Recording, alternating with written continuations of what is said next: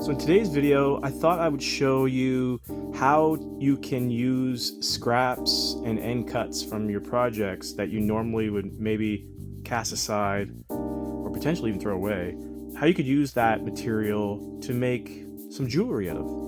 And to do that, I'm going to be just using my tumbler, my Lotto tumbler, which is a vibratory tumbler. I'm also going to use these jewelry bales and just some lapidary CA. That's all we need. A lot of this stuff is pretty nice. I have a Laguna end cut here, you can see. It's full round Laguna agate. Got some other stuff here, island agates from Asia. I have some fluorite. That's rainbow fluorite from a project I did. That was my Maker's Challenge project. See some little scraps here from making the cuts from when I was making my cube. And, you know, just the other here, I have a piece of Shawrite here. This is from a failed cab stencil. You know, chipped off there. There's that piece, and I also have the piece that chipped off, so, you know, we'll see what we can do with that. So lots of variety in here, lots of different types of agates, lots of different type of material. Here's some mahogany obsidian. So this is all from, you know, various projects that I've done over the last few years, and I have a bucket full of scraps, and I dug through and picked out some of the coolest looking ones. And we're going to throw all these into the Lotto tumbler, and I'll show you how I polish these up and how I can make some cool little pieces of jewelry out of. So let's get started. I'll explain the process as we go, but the first stage will be in the Lotto tumbler. It's going to be a grinding stage of 220 silicon carbide, and that's just to shape the rocks a little bit. So let's get started on that.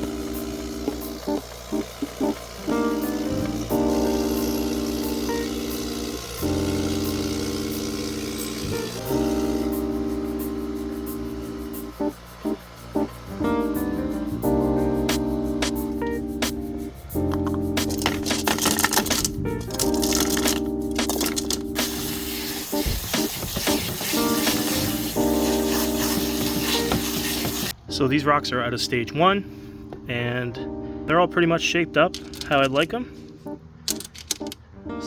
Shawrite's nice and rounded now.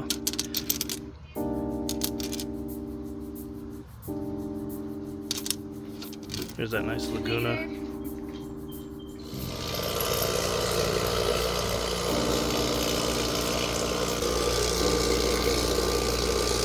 Okay, so these rocks just came out of the 500 grit aluminum oxide stage, and we're gonna clean them up. I'm gonna do a 2-hour burnish with some borax.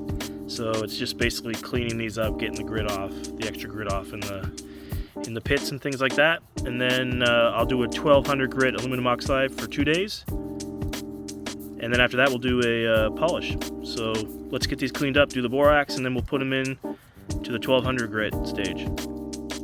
Okay, I just pulled the rocks out of the 1200 grit stage. I just actually burnished them as well. So they're ready to go into the final polish, which is a 50,000 grit alumina. And they're feeling real smooth. They're all wet right now. I just washed them off, plus it's raining outside, but here's some fluorite. That's some of that rainbow fluorite. Really transparent there, translucent. Here's some carnelian agate. Got some Turkish stick agate here. Here's a little Baefunde chalcedony. Some Malawi, some Shawrite. So I'm gonna go ahead and put these in the final polish, and I'll check back in with you when they're done, and then we'll take a look at the final results.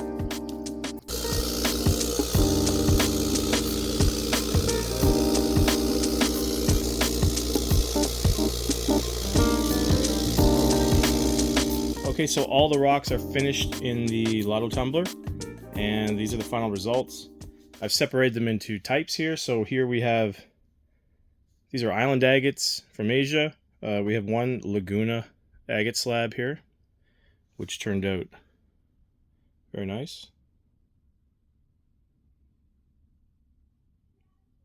Very nice yellow and red with quartz crystal pocket there. Some nice fortification banding around it. And we have Turkish agate here. This is a Turkish stick agate. So it's kind of got like, it's like picture agate. It's got really nice photogenic features. It's a nice one. But the shine turned out beautiful on all these. These are all small Malawi agates, so they're different varieties here. Here's you know, plumage, a plumage agate, mossy type thing. Got a little bit of a agate banding over here. And then you'll have some like this clear chalcedony with a little bit of moss there.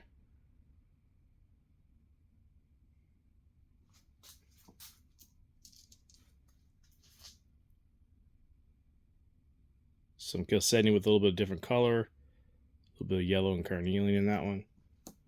This is a little odd shape one.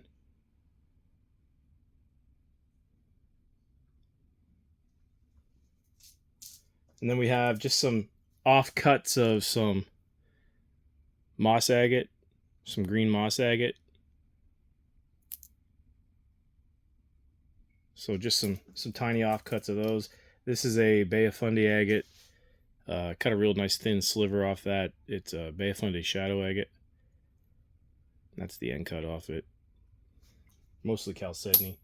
This is some Charite that I just threw in there to see how it shines up in the tumbler. Pretty nice. I'll probably use this for something else.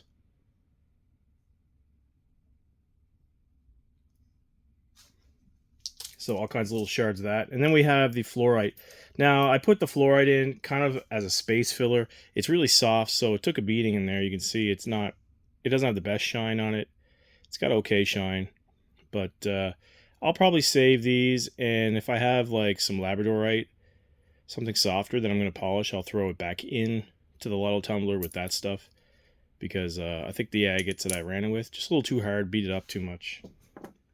Oh yeah, I also have some mahogany obsidian here, a couple pieces of that. One cool thing I did was I threw in some garnets into this. So basically what I ended up doing here, you'll see there's a little bit of matrix, that's schist. So I had some garnet mica schist here from Nova Scotia that I threw in. Basically what I was trying to do was liberate the garnets from the mica.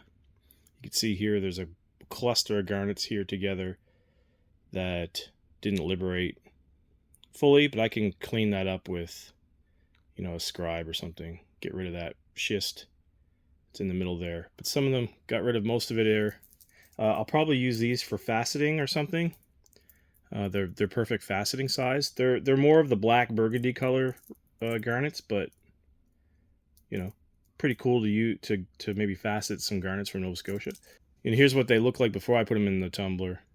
And you can see, like, you know, there's one there.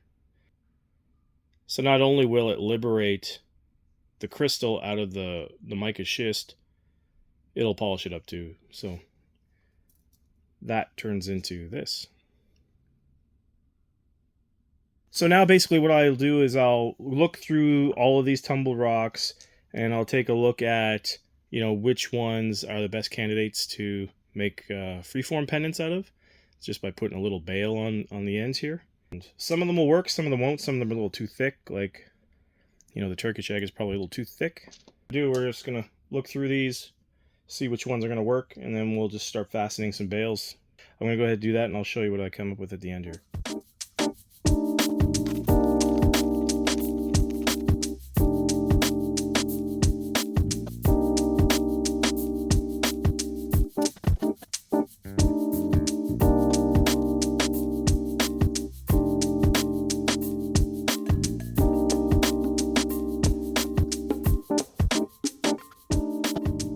Here's all the pendants we ended up making. We made 30 pendants actually, and again, this is just scraps from the saw or end cuts off of some agates that we cut. You could turn all of that stuff that you probably wouldn't normally use for anything other than keeping it in a bucket or something. But you can turn it into lovely jewelry. Got some lovely pieces here. I'm not going to show every individual piece up close, but these will all be up on the Etsy store right now. This is going to be part of a huge sale we're going to do on the Etsy store. The young fella Travis is on the provincial lacrosse team, so he's going to nationals in August, and Rockhounding Life is going to be one of the sponsors for the team. And we are going to be doing a fundraising event through Etsy selling these pendants. So if anyone wants to help support Travis on his endeavor to win a national championship in lacrosse, you can go over there and buy one of these pendants. They will be on the Etsy store. It will be a store-wide sale. And again, all proceeds will be going to Travis's lacrosse team. So if you want to help support us, go on over there and check it out. As always, if you've purchased anything from our Etsy store before, you know I always put in a little bit of extra goodies in there for you, just to make the shipping worthwhile. So any help's appreciated. Thank you very much. The link to the Etsy store is, as always, in the description of this video. But that about does it for this video, guys. Hope that helps. Hope that gives you an idea of what to do with all your spare stuff that you have lying around. Hope everybody has a great week, and we will catch you on the next one.